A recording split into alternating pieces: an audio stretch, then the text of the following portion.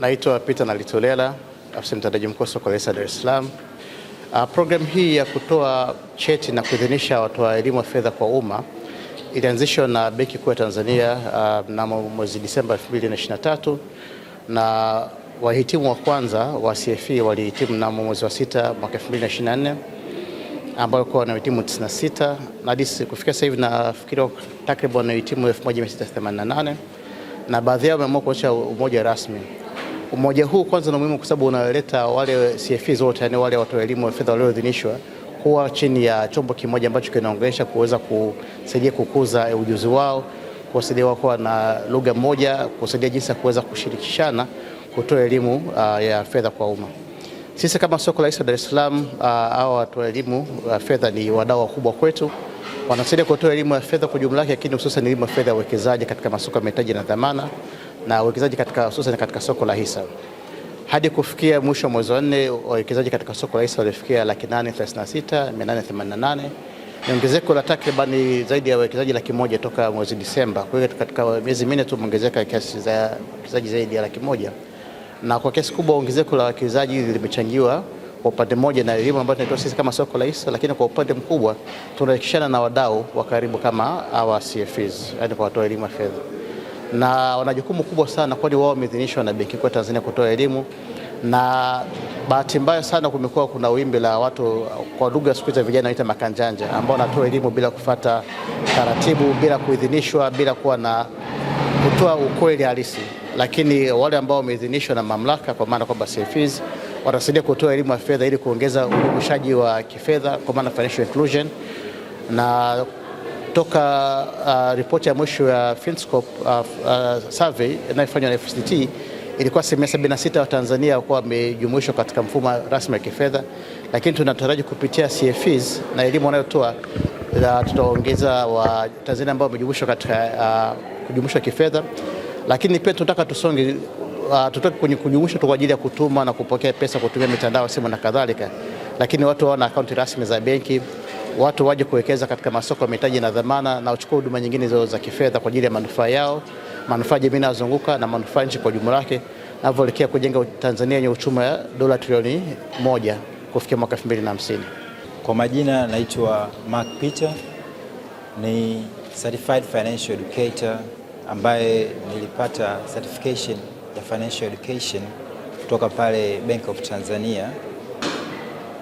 Kwa hiyo leo tumekutana hapa CFEs wote kutoka cohort ya kwanza, na mpaka sasa hivi zimeshafanyika cohort nyingine nyingi, lakini pia zimeshazalisha CFEs wengi zaidi ya 1,300 kwa mujibu wa ripoti ya Bank of Tanzania. Lengo letu ni kukaa pamoja na kuangalia namna gani tunaweza tukashirikiana rasmi katika kuhakikisha tunapeleka hii elimu sahihi kwenye jamii, ili jamii iweze kupata manufaa na elimu ya fedha. Kama ulivyoona kwenye ripoti mbalimbali, tangia hii programu ya mambo ya elimu ya fedha ilipoanza, hata ukuaji katika soko la mitaji umeenda spidi sana.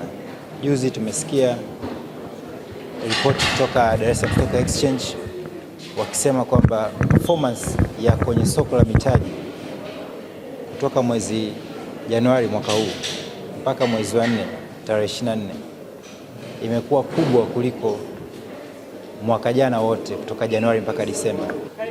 Naitwa Daktari Matuba Kolikoli, ni msajili wa Baraza la Masoko ya Mitaji.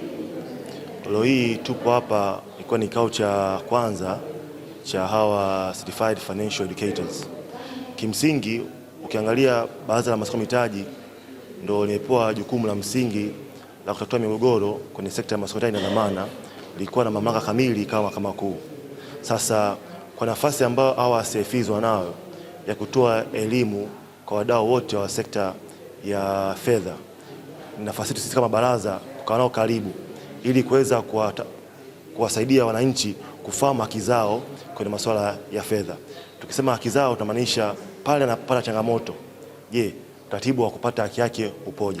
Sasa kupitia hawa CFEs ni wigo mpana ambao baraza linaweza likapata kuweza kuwafikia wadau kwa urahisi zaidi. Lakini pia kupitia forum kama hizi pia ni sehemu pia baraza kuendelea kujitangaza, lakini pia kutoa elimu kwa wadau wote wa fedha na umma kwa ujumla, tukitambua kwamba sasa hivi maagizo ambayo baraza pia yanafanya ni pamoja na kuwa na mfumo wa kidijitali wa kupokea mashauri ya baraza. Sasa kupitia pia forum hizi ni nafasi yetu pia kuwafundisha hawa CFEs ili siku kwa siku wakaa na wadau wao wa fedha waweze kuambia pia kuna mfumo huu ambao unatumika kwa sasa hivi ili kupata haki yao kwa urahisi. Ili kuwa mwanafamilia bora wa Global TV, usisahau kusubscribe, like, kushare na kucomment. Baada ya kusubscribe, bonyeza alama ya kengele ili kupata taarifa kwa kila video inayopanda Global TV Online.